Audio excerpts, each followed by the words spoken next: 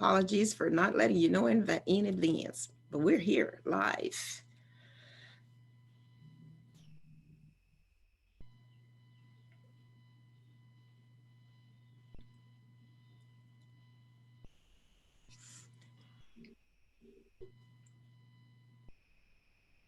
Well, hello, everyone. Hello, hello, hello, and welcome to Lighten Up. It's time to talk. You are joined here today, or I am joined here today with my co host, and I'm telling hello, everyone. Hello, Ooh. Hello, hello, and welcome to Lighten Up. Let me do this. I am joined, and we're going to do a repeat on that, but it's okay. I am joined today with my co host right here with Regina Gobinas, Layla Khan, Sonia Williams, and myself, Dr. Faye. And we are Lighten Up. It's time to talk. If you've ever watched one of these shows, you know we are not only informational, educational, informative, but it is transformational. And we are going to speak a word into your life today. Our topic today, as we always tackle topics that you don't hear in mainstream so much so, but they are at the heart of God. We are a faith-based show, and we speak into the lives of people, the heart of God concerning certain issues that are going on presently in our climate. And we know our culture has shifted. We know there's no more normalcy in what we were used to. Things have shifted, and now we're in a place where we are having to find out what the new norms are individually, corporately, collectively, as human beings upon this planet. How do we move from where we are to where we need to be? We've covered those topics. We've talked about the perfect storm right here on Lighten Up. We talked about the activation of your calling. And as we continue to speak concerning these issues, today we want to talk about living beyond regret, not looking to the past to be your guide, not looking over your shoulder to find an answer, but looking deep within. So, my co host and I are here today to share this good news with you that you can begin again, that there's a Genesis that awaits you. There is a place that you can come into that will certainly begin to shift you from all the negativity that's going on in the earth. And I tell you, every message I've taught this week, every service I've done, every conversation I've had has been about unplugging from all the negativity, detox the press, detox mainstream media. And I'm saying that because it is true that we've got to learn to turn to something that's more healing and more soothing and stress free. So the conversation will begin today, and all three of these ladies have their own microphones to speak up and to begin to share what is on their hearts concerning this. Now, the Bible says that of Apostle Paul, he said, I count not myself to have apprehended, but this one thing I do, forgetting those things which are behind and reaching forth to those things which are before, I press toward the mark for the prize of the high calling of God, which is in Christ Jesus, my Lord. That's a lot. That's a lot. I'm not where I should be, but this is what I'm going to do. I'm going to reach for my future, forget my past. I've got to get in the press to move past certain circumstances. Sonia, why don't you start us out today? Actually, that was one of the verses, Dr. Bay, that I was thinking about too, that I have written down, because I've been really like meditating on that since, the topic is just how do we get unstuck of being stuck? And everything we've been talking about in the past shows and when we have discussions, it's a choice to be unstuck. It's not always easy, but it still is a choice. Like waking up this morning, I can choose to be happy. I can choose to have a different mindset. Am I going to be positive? I can choose to, as entrepreneurs, what goals am I going to choose to conquer today? Am I going to be stuck in yesterday of the things I didn't accomplish, or I'm going to move forward? Because I think what happens is a lot of times I can relate to myself. Okay. I can't speak for anybody else, but sometimes I just stay focused on those things that I haven't done. And if I stay there in that mindset, then I can never fulfill the call that God has on my life. I can never be a great influencer. I can't be a big thinker. I can't do great things that God has called all of us to do if I stay stuck. So if you're stuck, you're just going to be complacent. You're never going to fulfill those great, amazing things that are waiting for you. We're not guaranteed the next moment, the next day. So why not do today what you can do and leave the rest to God? So it's a trust factor, having faith, your belief in yourself. There's so many different factors, and I'm sure you guys have things that you want to add on to that. But I know for myself, last night, what did I regret? We're going to talk about regret. Mm-hmm. I got salmon out of the oven. So let's relate it to real life. Okay, why don't we? So I got my salmon out of the oven. I was so like, oh my God, excited to eat that salmon. I grabbed the pan like that. Now, absolutely, but I learned from it. Mm-hmm. So in all you're getting, get understanding. What have you learned from whatever experience? But therefore, take that experience, but move forward. Don't stay stuck. So I have a question for everyone is, how do you know you're stuck? Oh, you feel it. Yeah, exactly. You feel stagnant, you feel drained, you feel sad, you feel behind in your life, you feel like the world is moving and you're standing still. You feel it. Yeah, I definitely agree. It's definitely that feeling, isn't it? It's that feeling of not moving forward, even though you know you want to, and it's like your mind is ahead, but your body's stuck, right? And then the same story keeps playing and playing over and over again. So you can tell when you're stuck. Yeah. Here's the thing. Here's the thing. I agree with that, but here's the thing. The hamster doesn't know he's stuck. Why? Because he's in a routine. He has done the same thing over and over and over again. Only the observer knows that the hamster is only moving, but not really making progress, not really going anywhere, but getting exhausted, getting worn out, getting tired, all of the emotions you just described. But he doesn't know he's stuck.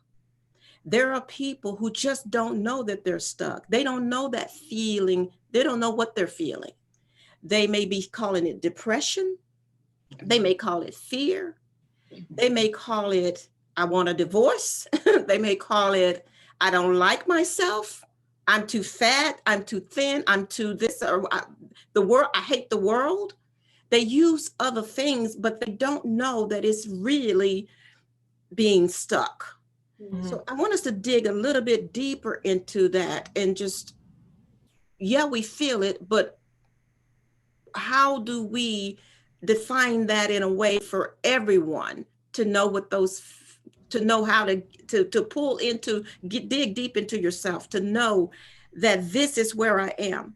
One of the things that come to mind for me is that, and I think maybe you said it, Layla, but you know where you want to go. You have the destiny in mind, but the path or the way to get there is not clear. Yeah. You're stuck. Yeah. When there is no clarity, you're stuck. And then the emotions from that begin to arrive. The emotions are the after effect, the aftermath, or the after fact. To ask yourself the question, ladies and gentlemen, what is your destination?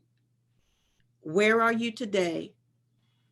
And are you doing anything to get there? Are there tools in place that will help you get to where you need to go? Yeah. Regina is a business strategist, so she works with companies every day to help them achieve their purpose and dig through the stuff, get through the junky stuff, so that they can see for themselves where they are and where they need to be. They're stuck, absolutely stuck. Companies get stuck. There are hundreds, if not thousands, of companies and entrepreneurs that are stuck right now because of the pandemic, because of everything that has happened, and they don't know what to do with what's in their hands right now. Individually, people are stuck because they're trying to go back to do what they've always done, to be the hamster on the wheel, trying to go back to normal, but they can't move. Because they don't know what exactly they don't have the path or the map or the GPS system in place yet to get to that point in life. So let's just think about that a little bit more. Well, to dig deeper, as you're saying, Dr. Faze, I believe that every action has a result to it, right? Everything has a yield. Yeah. So for those of us that have ever been stuck, and I think we've all felt like we're stuck, all of us, especially if you're an 8, like I'm an 8 type personality who's go, go, go, I know immediately when I'm stuck. Let's put the feeling aside, let's dig deeper, that our life will always reflect our being stuck. So we can take it as far as talking about a company. I'm a business strategist, right? When a company tells me they're stuck, they're I want to say always, but let's say 99% of the time, because always is covering everything. They're cash flow negative. That's the reflection of them being stuck. Because when people are stuck, they either don't know what to do, or they know what to do, but it's too difficult and they're just not going to make the moves. Wow. So everything in our life reflects our being stuck. Wow. A company, their numbers. I always tell people the numbers will always tell you the decision making of the CEO. I don't even need to talk to the business owner. I can tell how the how the CEO is feeling and thinking simply based on their financial statements. It tells a story. The CEO is in charge. What story, if somebody looks at your life, what story does it tell? Are you still in the same place you were 5 years ago? Yeah, you're stuck. So outside of feeling stuck, everything has a yield. What is the yield of your life? What is the yield of your actions? And if you are still in a place where you're not getting the results you want, and if I ask you what's wrong and you tell me that it's anybody else's fault but yours, right there, that's the biggest issue. That's the biggest issue, number one. That's huge. Pointing the finger at someone else, blaming someone else. I like what you said, Regina, because it's measurable. You know what I mean? Emotions are not immeasurable, but this is measurable. You're looking at the numbers. So you're stuck. You're stuck. You're super stuck. If the numbers aren't moving, and that's measurable. What else? What other things are measurable for people to know when they're stuck, whether it's business or personal? Just no progress. Really, no progress. If you're the same you were, forget the numbers. Even in your business, you were the same 12 months ago, 18 months ago, 24 months ago. You're the hamster in that wheel, right? You're just spinning your wheels, but you're still in the same place. The hamster doesn't know it's in the same place, but unless you pick it up and take it out, put it in a cage so you can run around, it's just there. So again, everything has a response to our actions. What is the response to your actions, really? I think that's the best way that I can kind of get my head around, explaining this. Yeah, I agree that it's definitely, like you said, they're about progress. Because we're naturally, as human beings, we're here to grow into our true being, right? And so that in itself says that we're here for a journey to become more, to grow into who we really are, to learn, to experience, to understand. And so growth is progress. Growth is about progress. And so when someone's stuck, they're stuck somewhere where they're not making progress, right? They're not moving forward into their own personal growth and spiritual growth and so on. And so with that, like, I personally feel that there is definitely value in being stuck, because it's like the wisdom in pain. Do you know, there's wisdom in pain. There are so many lessons, like we've all shared so many amazing, incredible stories of our adversities and challenges and how we've come out of them. So the wisdom that's in pain has value to it. And so the value in being stuck is actually, it's a really good place, because it allows for clarity. It allows, if you're asking the right questions, and even if you're not asking questions and you're just like, okay, my life hasn't changed, or things outside of me haven't changed, but I've changed, it's a question of asking yourself, well, how are you going to move forward? When you're stuck, are you asking God, for example, for courage and for strength and for faith and for guidance along your path every single step of the way? And then that's how you start coming out of it. And so being stuck serves a purpose. I do believe it serves a purpose to help you get clear, help you work out where, you know, where you're not moving forward, why you're not moving forward. And I'm definitely speaking from experience on this as well, because personal growth and transformation doesn't happen just like that. It happens through like growing pains, doesn't it? Mm-hmm. It happens through feeling like, oh my God, this is so uncomfortable, I don't want to do this. But you just have to, the moment comes, you know, when that intuition or that guidance or something kicks in, and you can't stay in that same place any longer. You literally just can't stay in that same space any longer because you've outgrown being stuck. Mm-hmm. And when we've outgrown being stuck, there's nowhere to go but to take the next step, take the leap into that next phase. So yeah. Also, you have to get to a place where you want change. And I think Sonia mentioned that earlier. And we talk about choices all of the time. And when you get to the place of you want change, you want something different, you want more, and that drive within you pushes you. It's giving birth to your next level. I was thinking as you were speaking, Layla, about my niece, the daughter of one of my sisters who has deceased, and so it's a really big deal. This is her baby girl giving birth, and so I like wanted to be there because of the pandemic. You know, it just messed up life. You know, as we know it, I couldn't be there. And so what did they do? I'm almost in tears thinking about it. What did they do? They zoomed me in. They zoomed me. I said, oh, I get to be there. I get to be there. And the doctor said, well, you know, you can be here, but you got to be behind the wall. The camera has to be behind the wall until after delivery process. Okay. So we could hear the sounds. And my niece had said, okay, I'm going to have natural birth. So she said, oh my God, she's going to do natural birth. Lord, she doesn't know what she's saying. I promise you, she does not know what she's saying. So when we zoom in, and of course I'm with her sister and her brother and her dad, and we zoom in and I'll tell you what happened. So here is all this noise coming out of the birthing room, and we're just on the other side of the door, and we can hear everything. We hear everything. So the doctors and nurses say, "Oh, you're doing good. You're doing good. Push. You're doing good. You're doing good. Come on. You're doing it. You're doing it." I could hear my nephew going, "Come on, baby. Come on, baby. Come on, baby." I know which baby he was talking about, the car or the baby, but come on, baby. Come on, baby. And then we hear, and then my brother-in-law goes, "What did they do to that baby?" It's like he's in this birthing room. What did they do? Because this loud noise comes out of this new life in this room. And we go, pull the door back. They don't let us in.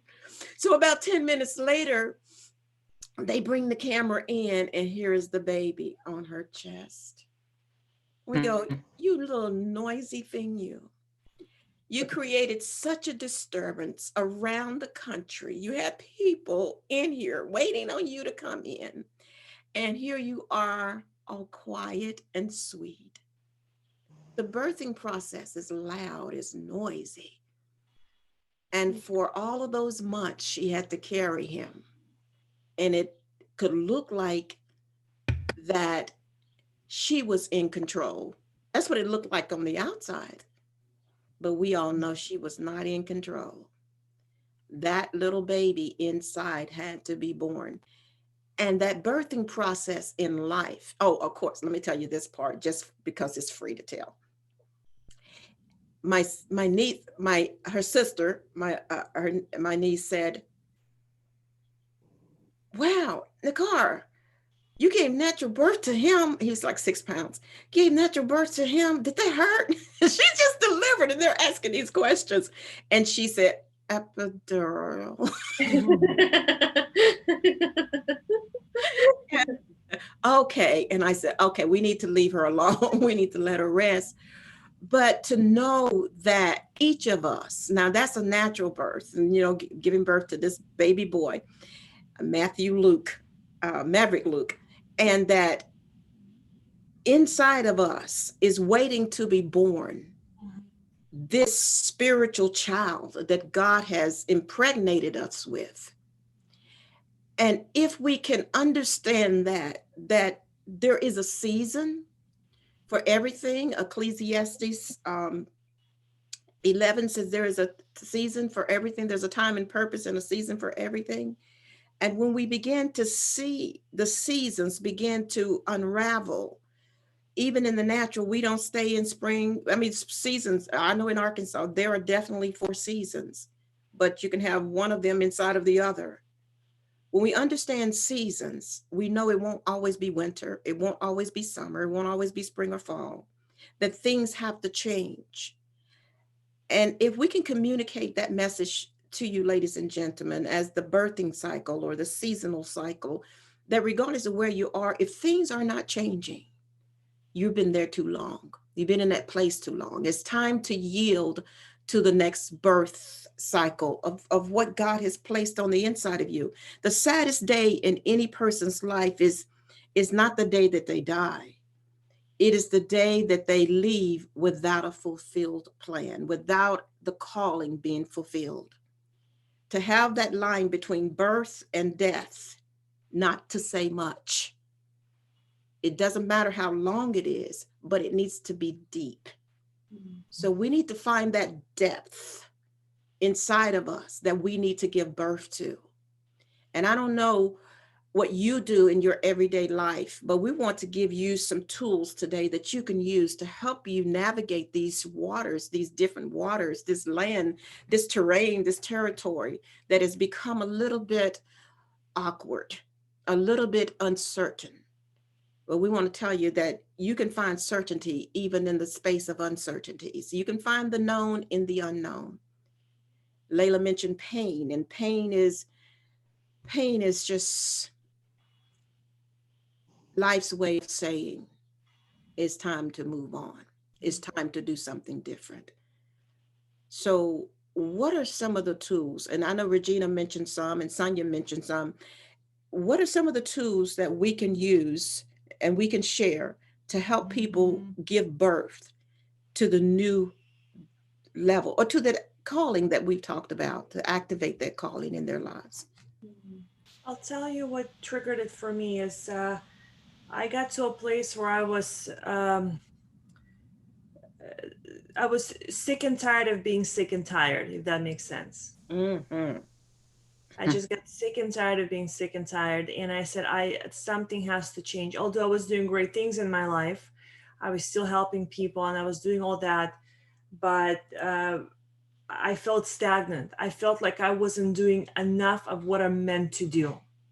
And I do believe if we're not entirely in our purpose, we do feel restless. At least I do.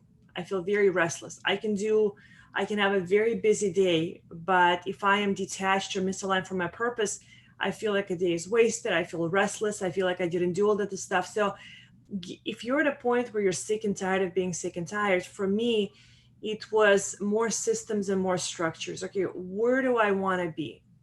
First of all, do I line up with where I want to be? Is that God's calling for me? Because if you're going into the opposite direction of God's calling, it's like wearing shoes that are not your size. At some point, You know what that is? That's pain. that's yes, that's pain, and that's discomfort, and that's pain, and that's just you can't get too far. So first, make sure for me, I lined up that I'm in my purpose, really accepted and committed to the fact that I'm in my purpose. And number two, I have a daily checklist of things I have to do. You see, it scares us when we start to say, here's what I want to get 3 years from now, or 6 months from now, or 5 years from now. We're thinking, oh Lord, this is 5 years from now. It's so big. Break it down into bite-sized pieces. Addicts go through recovery a day at a time. I was heavily addicted to cigarettes. How did I quit? How do I stay not smoking? I'm heavily, heavily addicted for most of my life. It's a day at a time. If I tell myself you're not going to smoke for 5 years, I'll probably fall off the wagon like at the moment we get off this call. But I have to tell myself, just get through today, just get through today. Progress and success is the same way. Have a checklist, know what you have to do, just get through today. Same thing tomorrow, same thing tomorrow. And all of a sudden you look back and you've left a trail of good things. You feel progress. You don't feel stagnant anymore. You feel happy. You feel excited. So make the commitment and do it a day at a time. People try to do everything at once. You can't. It's overwhelming. That's when we slide backwards. A day at a time. That's fine. That's all you got to do. God will take care of tomorrow if we take care of today. Wow. That is awesome. I like it. Yeah. Checklist. I think that checklist, I'm telling you, that the pen is the digital recorder for the mind. So when we have a daily checklist, we are telling our lives to line up with our hearts. Because if we write it down, the Bible says, write the vision down, make it plain upon tablets so we can run when we read it. So when we write it down, it's telling our minds and our behinds which direction we're headed. So it becomes a daily GPS, a moment by moment GPS. I spoke with a friend. I have a few accountability partners. So one, I spoke with him this morning and I said, okay, so what are you lining up today? He said, well, I got this, this, this, and this. I said, and then what happens? He said, well, at 1 o'clock, I take a nap. that's like, he said, well, I was up all night, so I have to take a nap. And I went, okay, then how long is your nap? I don't know how long my nap is. It's like, oh, you can just get it so technical. Now you want to tell me how long I can nap. And I said, okay, you take a nap at 1 o'clock. Okay, when you wake up, then call me. We'll see what I'll do is that if he doesn't call me by a certain time, I'll call him and say, are you still asleep? Now you need to wake up so that you can do something else. What else has happened today?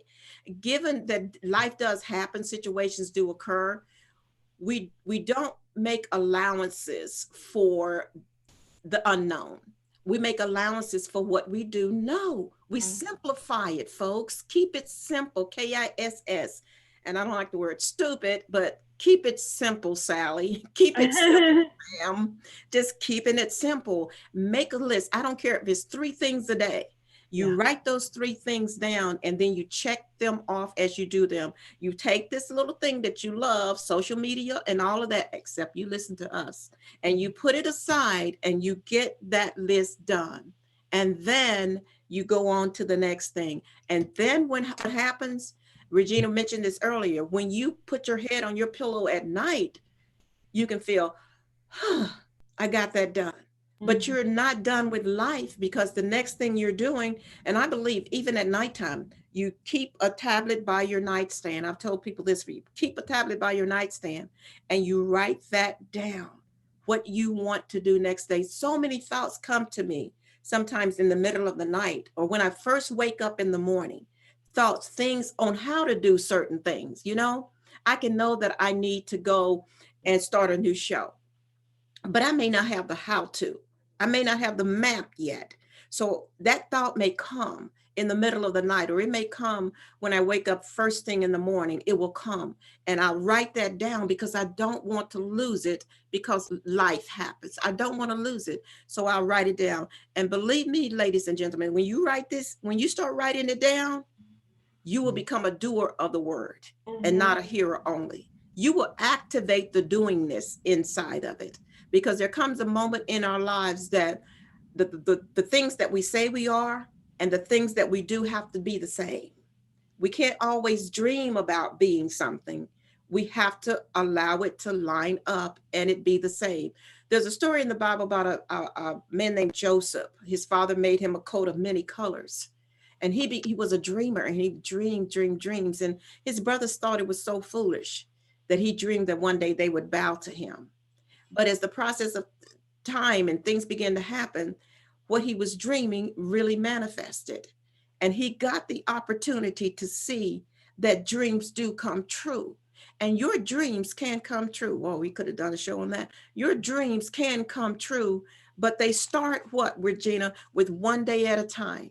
They start with making a list, one thing at a time. Stop trying to multitask. You weren't built for that. That makes you crazy. It just does. It gets you all over the place doing nothing.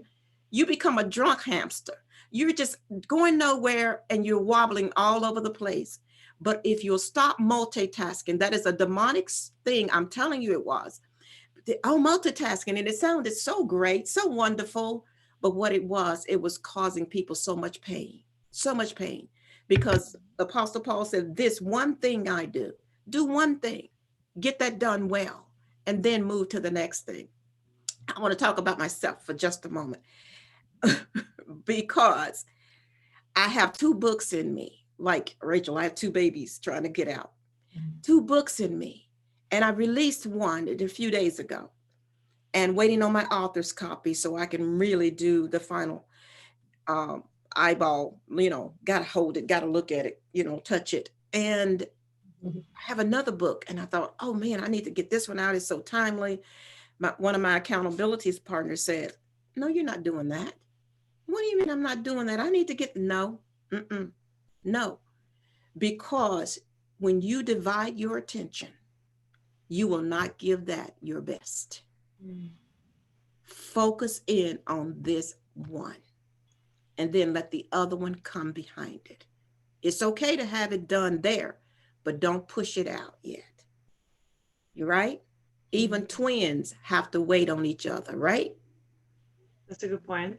That's a good point. I want to throw in something really quick and then I'll pass the mic on to the other ladies. This week I've been just exhausted, drained, so much going on, quality problem, not complaining, but a lot going on, some client international deals happening, moving shipments, product to 4 different countries of attorneys. So it's heavy and it's a lot different time zones. So last night as I was reading my scripture, because I didn't do it in the morning like I usually do, I'm like, you need to catch up on your stuff and the things that are important. Yeah. And I'm thinking, God, I am so exhausted. And then this thought, this feeling, this emotion came to me. You're in this lifetime for a minute. Like, what are you complaining about? That you have things to do? Like, what are you complaining about? I literally said to myself, like, shut up. Like, it was that kind of you have clients, you do international trade deals, you do this, you do that. What a life you have. Like, read your scripture, get back to work. Like, that's literally the conversation. But that's what I would tell a friend or a client, right? Like, stop complaining, get back to it. But I just had this feeling, you're here for a moment. This will pass and there will be a day where you're going to be too tired, too old to do any of this. And it's not going to matter. And you're not going to matter because other people are going to come in and do the work because you're just too old and too tired to do it. And it was such a eye-opening, spiritually opening perspective. I said, oh my God, I have things to do every day. I have people that I can support, whose lives I change. I am tired because of doing too much work. How blessed am I? How blessed am I? So just food for thought for people. When we feel we're tired, overwhelmed, this life is going to go by so fast. What are we complaining about, truly? If we're healthy, our children are okay, our closest, friends and family, what are we complaining about? That we have too much to do? People need us? I mean. Beautiful. That's where the blessings are as well, isn't it? Like I was in a very similar space, but I got myself into that place of how grateful can I be? Like, really, can I just look back at my life with gratitude and the steps that I've taken and how God has guided every single step of the way and what we've created and, like personally, nobody, I suppose it's true for all of us, but nobody knew me 7 or 8 years ago. I wasn't even on social media, literally it was just like nothing at all. And so, when I sat down and I looked back and I thought, I've come so far. And I think it's really, really important to celebrate that, especially if we are feeling stuck. Like maybe we're not celebrating who we are. Wow. Maybe we're not celebrating and looking back and saying, actually, do you know what? Pat on the back. I've done really, really well. That was a great experience. That led to this, that led to this, that led to this. And thank God I get to do this because we know the things that are going on in this world. There are so many people who are not making it. The fact they're not making it to the end of today. And so how fortunate are we that we're in this position where we even get to say, I don't really want to do that. And then we flip it and we're like, actually, do you know what? I'm really grateful because this is where I'm meant to be. This is what I'm meant to be doing, and then that appreciation just flows. And so this week has definitely been like that for me, where it's been like one of those where instead of like running ahead all the time, this past week has been sit down, just relax, just let things unfold, let them just unfold. And amazing things have happened, new business, new clients, new opportunities, and so many cool things. And it's like, wow, okay, just keep stepping back because God's walking beside us, the path is there. you mentioned earlier about strategies and kind of becoming unstuck and making that progress and moving forward. And there's a few things that I do, and I'm going to be doing them this weekend. There's three things, but the first one is to burn my old stories, to burn my old identity, right? So what I do is I get a piece of plain paper and I just write down who I used to be, right? Even if it's the yesterday me, I write it all down, who I used to be, what I used to be like, what I used to believe in, and take it to the bathroom, lighter on, burn it, and just say thank you, because that person from the past, even if she was stuck or unstuck or moving forward or whatever, it's because of her or him that we're here today, right? And so burning our kind of old identity on a piece of paper is such a powerful way to say, I let go of who I used to be, and I'm willing to just explore who I'm going to be. And then that leads into the next part, which is to write your manifestation story. Write down, how do you want your life to look? What do you want it to feel like? What comes through for you? What is your next identity, your next level? Because like we've said, we're all here to progress, right? And if we're stuck, then we're not moving forward. And so you write down your manifestation story, you write down the big dreams, like what do you want your life to look like? Because if it's in your heart, God gave that to us, right? God gave us our dreams to fulfill, and all of the pieces come together along the way. That can be really powerful, and it's always about, what does your life look like? How does it feel? What does it sound like? You know, you can add in taste as well. What does it taste like? And so on. And the last part is the part that I've been working on this week, is falling in love with being myself. Wow. Yeah, just falling in love with being myself. Because in today's day and age, it's so easy, right? With social media in particular, where we can just get caught up in other people's worlds unconsciously, literally not even trying to make a comparison, but just finding yourself thinking, oh, that person's doing that. Oh, that coach is doing that. Oh, that person's made that dream come true, or whatever it might be. And so unconsciously, we take on other people's successes and we forget ourselves. And so God pours love through us, right? And so one of my things is I want to love myself like God loves me. Every single time I want to keep moving into that space more and more and more. And so for me, it's about falling in love with just being yourself. That's beautiful, Layla. Wow. Yeah. Sonia, you can go ahead. I just need to think about what Layla just said. Yeah, that is really, that's powerful, Layla. That really is. I was just thinking about, oftentimes, I don't know about you all, but there's things that I will give to God and I'll pray about for them to happen. And then when it does happen, I don't recognize that it's happening.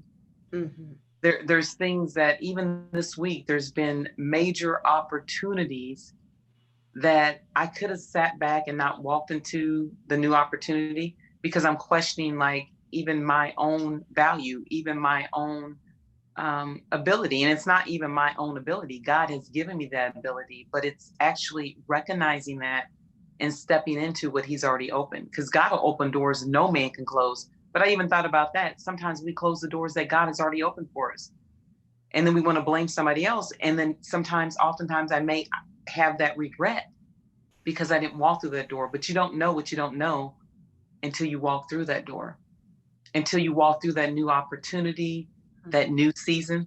Dr. Faye, like you were saying, the new season that God's given us. And if we just stay where we are, we'll never know what's on the other side. True. So it's out of that box and getting, like Regina was saying, getting uncomfortable. You know, things are not always comfortable, but it's actually refining, it's building us, it's creating a new you, digging deeper what God has created in you to go beyond what the natural mind says, and having the mind of Christ and thinking, yeah, I'm worthy. Like Layla, you're worthy. Why not you? Why not us? Right. And so that me, and so what Layla just said is just like, wow, that's powerful. Mm-hmm. Extremely powerful. When we look at those doors, Sonia, we look at those opportunities and we compare, like David in Israel. And Israel, the army, great army of Israel, they were comparing themselves with the giant. Big mistake. Big mistake. Huge mistake. So what happened? They were stuck on the hill. They were stuck. They had stayed there for so long until Jesse got concerned about his sons being at war, had no word from them. So he sends the young one. He sends David out to go out and take them lunch, give them some food. I know they're hungry, and find out how they fare, see if they're okay. And when David arrives on the scene, he sees this amazing sight that's not so amazing. He sees the king of Israel and the army of Israel in fear on a hill. And he sees this giant, this Philistine, bullying an entire army.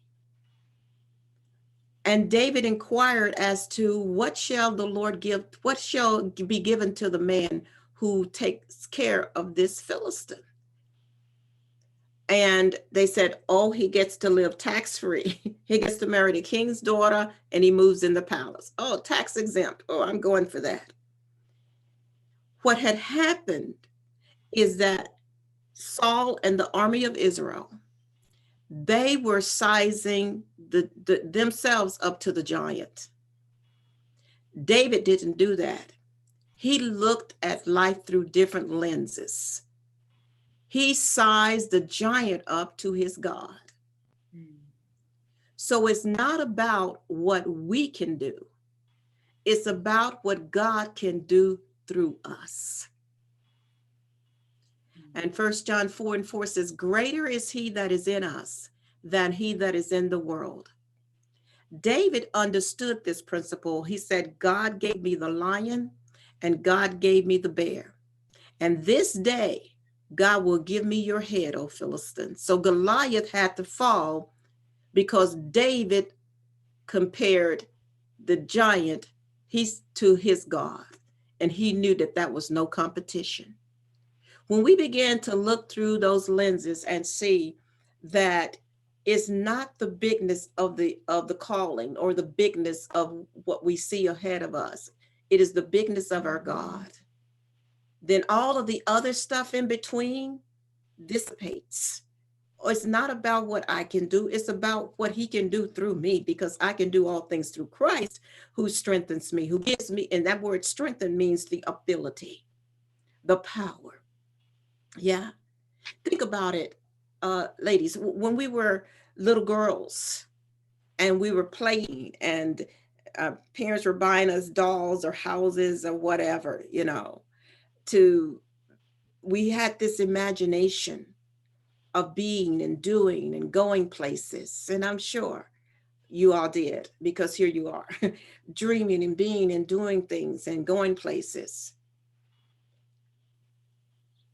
We didn't think about that's impossible, did we? Did you ever as a kid think I can't do that? No, I didn't.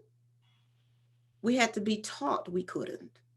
We had to be told to be afraid of things. We had to learn those behaviors. But God gave us a measure of faith to believe big, because he's a big God, an awesome God, and so willing to do exceedingly abundantly above all that we can ask or think, according to the power that is at work within us today. So whatever regrets you've had, and I know that there's so many people right now who have regrets, and you think what you woulda, coulda, shoulda done, eliminate all of that. Get that all out of your head, of the way you should have handled it. Oh, I shouldn't have said this and I shouldn't have done that. So, oh man, I'm telling you, I spent a lot of nights tossing and turning about where I should have gone. I should have gone to New York and taken that opportunity. I should have done this and I should have done that, until God spoke to me and said, don't you think I'm big enough to get you to where you need to be when you need to be there. If you know that I am your God, do you think if I wanted you in New York that I couldn't get you to New York? Do you think if I wanted you over here or over there, I was not able to get you there? You've got to resign to this wonderful revelation that you are right where you're supposed to be, doing what God has called you to be. Now, that's what he spoke to me. So that I stop reaching back to what woulda, coulda, shoulda, and regretting that, oh, I should have said yes to that opportunity. No, the yes didn't come out. And if the yes didn't come out, there wasn't supposed to be a yes.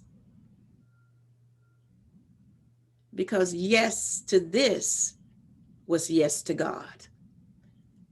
So wherever you are today, ladies and gentlemen,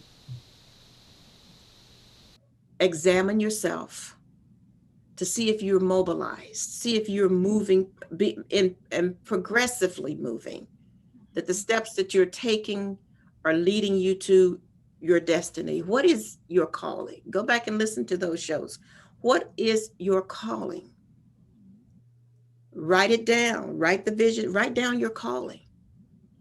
And then everything in your life, in those 3 steps, there are 3 things that you write down every day, everything that you do, what Regina taught us, what Sonia has said, what Layla has said, measure it inside of that, right? In that calling. It could be a paragraph, it could be a page. I don't know. I think short is good. Just simplify it. We're doing a master course right now, and we're working on the I am clauses. What are you? Who are you? Because you got to know so that you can tell yourself and you can tell the world through your actions. Ladies.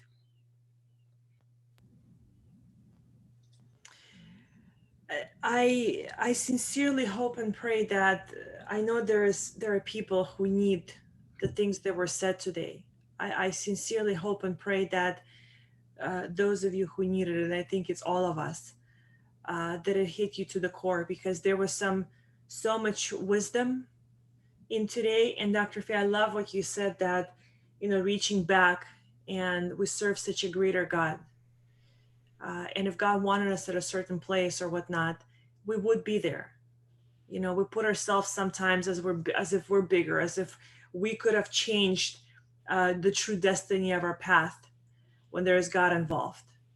And you are here, and I am, again, being an A-type personality, always feel like I'm behind. And God is teaching me, I'm exactly where I want you to be. You're serving the people that I need you to serve right now. And if you want to serve maybe different type of companies, work with different industries, that's not yours right now. I am placing you not where you want to be, but where I need you. And when I start to line up with, I have chills right now as I'm saying, just all over myself. And I'm feeling it in my life. There are things that are uncomfortable. There are things I'm not necessarily perhaps super excited about, but I am seeing why God needs me where he needs me. So also holding back to the past, I've noticed from personal experience in my history, it's a way for us not to move forward because we're afraid to move forward. So we keep busy by digging through the past, would have, could have, should have. We keep ourselves busy and give ourselves a reason not to move forward. If I would have this, if I would have that, who cares? Truthfully, who cares? It's done. And perhaps what we think we could have, should have done wasn't ours to do. That's what we didn't get to do to begin with. But I am watching, ask God for direction, ask God for confirmation, and I'm getting it. I mentioned in the last show, and Dr. Faye, you were a big moving piece of that. And I think I even mentioned it on the record, so to speak, when we were recording. I literally prayed and cried, am I on my path? Because I believe when your mission is big, you sometimes, number one, you don't want to disappoint. You don't want to make the wrong moves if you feel responsible to God's calling, of course. And you question it sometimes because it gets heavy. You know, like, am I in the right path? Because you're responsible to God's purpose for you. That's the bottom line, at least the way I feel. And I really prayed, am I doing what I'm supposed to be doing? Is this going to yield correctly? Because I've made some scary moves the last year. And Dr. Faye, you called me literally the next day and said, you know, this is what you're doing. And I prayed specifically to know that what I'm doing is correct. And you said it to me. You had no idea that I prayed for that. So ask for guidance. God will direct you, but ask for it and let it go and allow the answers to come. Don't ask and start doing the things you think you should be doing. Go back to work. Go back to whatever it is you're doing. But holding on to the past it's poisonous. It poisons us. It depletes us. It's poisonous. And it keeps us stuck. That truly, if you want to know what keeps you stuck, the past keeps us stuck. It truly, truly keeps us stuck. Yeah, absolutely. That's so true. Folks, listen to that. Listen, I want you to hold on to that. Go back and listen to it again. It is the past that keeps us stuck. And in this marketplace now, in these climatic conditions, to go try to reach for it is more important than ever in our history. To not look back. Allow God to show you the next thing, the next big thing is you. He wants to reveal that to you. Layla, Sonia, any other words? I was just thinking when you said that, Dr. Faye, the verse that came to me is, behold, I am doing a new thing in all areas of the world, in life. And I pray that people are encouraged to go bigger than you ever thought of, because again, we should have the mind of Christ. We should have a different mindset, and that God wants us to live the unlimited life, because he doesn't put limitations on us as long as we're following his will for our lives. Each one of us, like Regina was saying, is just giving it all to God, laying it at his feet each and every day. Not my will, but his will be done in my life. So that is my greatest hope for everyone that's listening to this message today. I am totally inspired and encouraged. So blessed as usual. So. Amen. Yeah, it's been such a beautiful show. Every single one is, so many, so much wisdom, so much beautiful energy, so many insights. Like, I can't even sum this one up today. There are so many different pieces that I just kind of, just want to sit with. But, at the end of the day, we're here for a reason. We're here for a reason, and no matter what the plan looks like, we get to trust God's plan, and that in itself is a blessing. The fact that we actually get to trust his plan, it's a blessing, and so I'm sitting with that today. Wow. Trust his plan. Trust his plan. And that's what we want to leave you with today. For you to trust the plan of God for your life. You may not understand it all, and really don't try to. It's too hard. But remember his yoke is easy and his burden is light. Whenever you feel the pull and the stress and the pain, do what Layla is saying that she's doing this weekend. Get quiet. Get still. Be still and know that I am God. Get really quiet. The phone will ring again. Emails will come. Life happens. Money will come. Business happens. It just does. But you've got one life. Live it to the full, to the overflow. But listen to God, because he will lead you the way he wants you to go. And I promise you this, he'll never leave you and he'll never forsake you.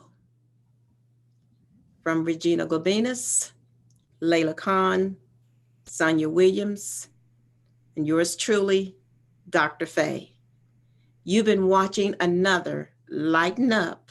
It's time to talk, and we'll see you next time. Say bye, everybody. Bye.